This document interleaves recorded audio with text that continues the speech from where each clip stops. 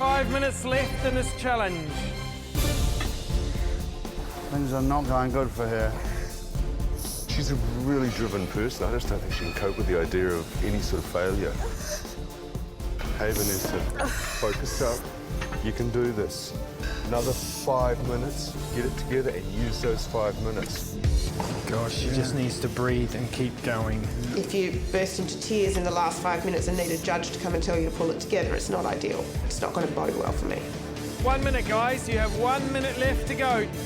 The pressure in the last minute is quite great because I had Vanessa beside me. That might have distracted me a little. I would have liked to clean the rim off my main plate a bit better. I tried to tidy it up, but I just ran out of time. 30 seconds left.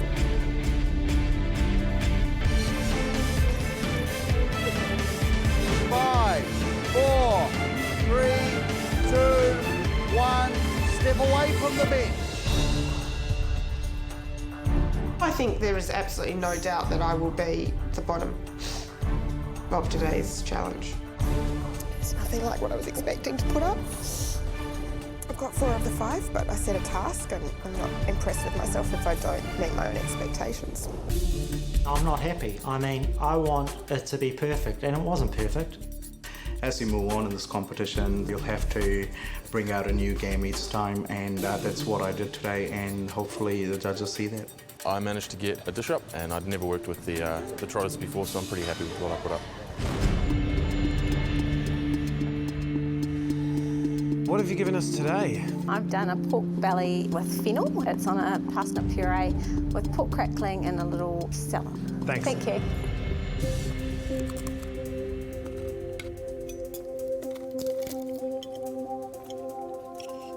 That crackling is bang on. Perfect crackling. I liked everything about this dish with the exception that the pork belly needed more cooking. The flavours are sensational. This woman is a thinker. It's a restaurant dish.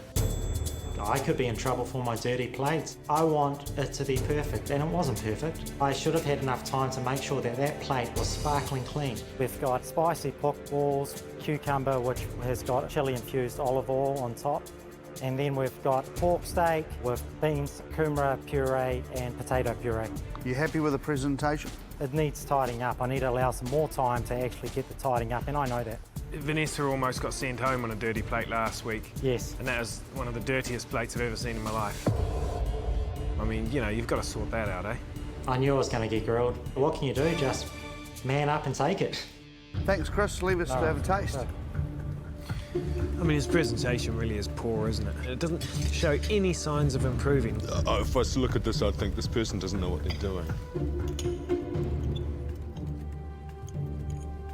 I find the ball very bland, the cucumber way too oily. The kumara puree is the only thing that I really quite like on the plate. Under-flavoured, under-seasoned, underwhelming. This is another example of your teas on the table, with plain cooking done in the 50s or something. There's nothing left in the tank with Chris, I don't think. Running on empty. He only better hope that there's a worse dish coming. Taking my dish up, I actually don't feel too bad. You know, I'm at least happy there's something on the plate and it looks fresh and inviting, I think, to eat. Vanessa, talk us through the different ones that you have got on the plate today. Okay, I've got the Japanese gyoza, pork and prawn Vietnamese fresh spring roll. The third is a raviolo, and the final one is Russian pelmeni. I wanted to do also Indonesian deep-fried spring rolls. Around the world in 4 dumplings. Something like that. Bit of an emotional trip from what I saw as well. I felt like I'd worked really hard, had my time sorted, and then, yeah, made a few errors of judgment at the end. You've got to pull yourself together at the end of a challenge like that. Absolutely, I know. All right, well, let us taste it. I'm All looking right, forward to it. thank you. Thanks, Vanessa.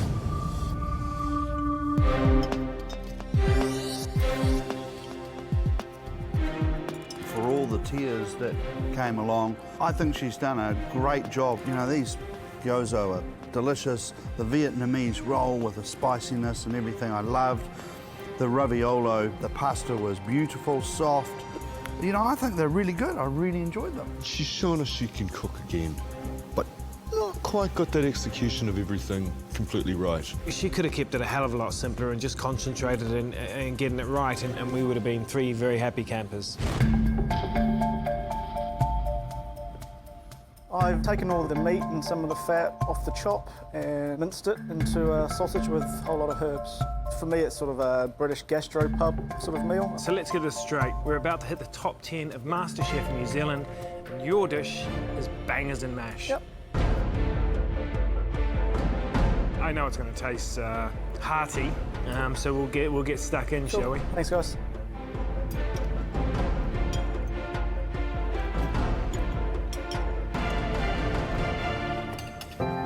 I want to open a pub just to put that on the menu. I think it's a 10 out of 10 dish. I love it to bits. The sausages are outstanding, the flavour's great. It's a really simple dish. It is what it is, and I love it. Not Yorkshire pudding as I know it, but I don't care. Just what you need on a dish like this. When I take my plate up for tasting, I'm fairly happy with how it looks. I think I've come a long way in terms of trying to make things more attractive on the plate. Did you have a strategy that hopefully the people with the difficult cuts would do badly and maybe not remain in this competition? I was certainly giving difficult cuts to people who I thought strong competition, yeah. Tell us about your dish. Pork spare ribs on the bone and off the bone. Then around the side there's apple and lemon puree, and there's date and warm spice puree, and underneath is a warm slaw. That just sounds fantastic. You know, you tell me that and I want to eat this dish in a big hurry. I certainly don't want to share it with these two ugly guys, so you better leave us to try your food. Thank you very much. Thanks.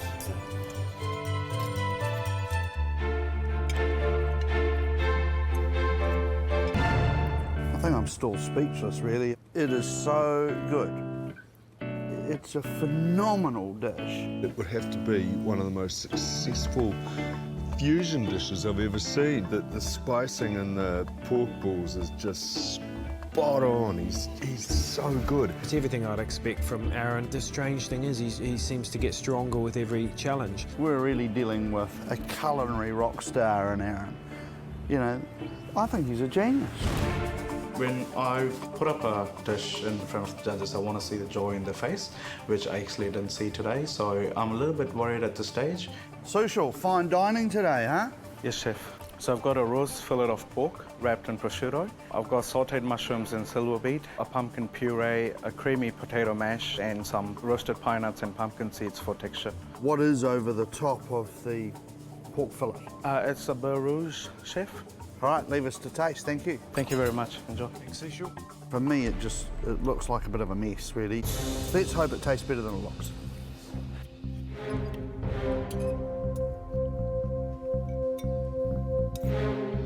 I'm not getting much flavour from anything. I'd call it all rather plain, and to me, it's meat and vegetables put on a plate in a pattern. I failed to detect the beurre rouge he's got on there. For me, it sort of tastes how it looks. It's not a harmonious dish. He's trying to cook an interpretation of what he thinks we want, which is not what we want. The standard is so high, and you get a dish like this, it automatically winds up at the bottom of the heap and puts him in a spot of trouble, and perhaps a lot of trouble right now. I'm not overly confident. Whatever happens, happens. I got given a really, really hard challenge today, so if I go out on that, then I know I went out on something hard, which is better. You got the cut of pork today, which was probably the most unusual. You got the trotters. Do you reckon you pulled it off? I certainly hope so. I did the best that I could with it. Tell us what you did. I made a ragu out of the trotters, so I cooked them in the pressure cooker with the vegetables, then took the trotters out, tried to take out the connective tissue and the unctuous stuff, then mixed that back through with some of the vegetables, reduced some of the sauce, and plated it up. OK, David. All right, mate. Excellent. Thank you very much. Enjoy. Excellent.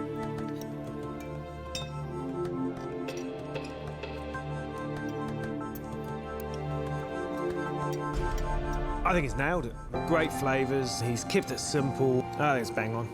All I can say is hallelujah. I think the puree and the vegetables are superb. And then he's taken something that's bloody ugly and turned it into something that tastes absolutely incredible. And when I stood in that room in there with Aaron, I wondered who he would give the pig's trotters, and I actually picked David. Either he thought David could do it, or he wanted to bury David. And I think David knows he's done a good job here, and he'll be swinging right back round to Aaron and putting the sights firmly on his head, I think. Aaron, look out, mate. Today's challenge was a double banger, which held surprises for us all. Between you cooked a nose-to-tail selection of pork dishes. And I can tell you, On the whole, they were fantastic. Clearly, the trotters were the most obscure and difficult. Aaron gave those to David. David, I'd consider that a compliment. Sadly, on the back of the pig challenge, someone has to get the chop.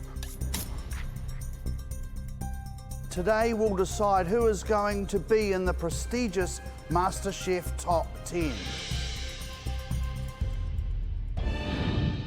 Elliot and Aaron, step forward, please. I'm just crossed fingers and hope against a good result. Aaron, you had the choice of all the cuts of meat and you chose the spare ribs. You did them 2 ways and you brought out that little secret weapon of yours, the apple and lemon again. It was genius, mate. Thank you. It was a sensational dish. It really was. Thank you very much. Elliot, for you, Aaron chose the shoulder chop.